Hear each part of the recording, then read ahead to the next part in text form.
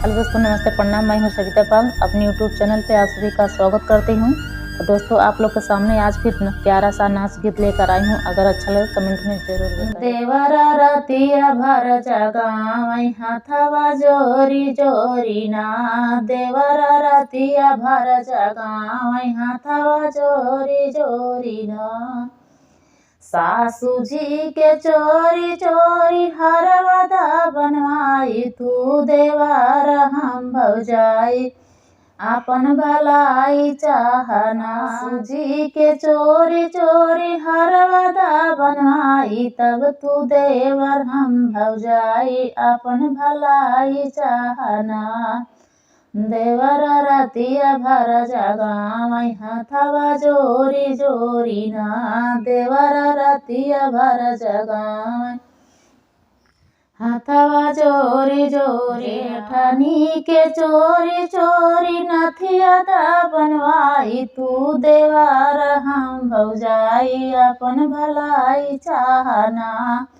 तू देवर हम भौजाई अपन भलाई चाहना। देवर रतिया भर जगावै हाथवा जोरी जोरी ना, देवर रतिया भर जगावै हाथवा जोरी जोरी ना। देवरानी जी के चोरी चोरी छगला दा बनवाई, तब तू देवर हम भौजाई अपन भलाई चाहना। तब तू देवर हम भौजाई अपन भलाई चाहना।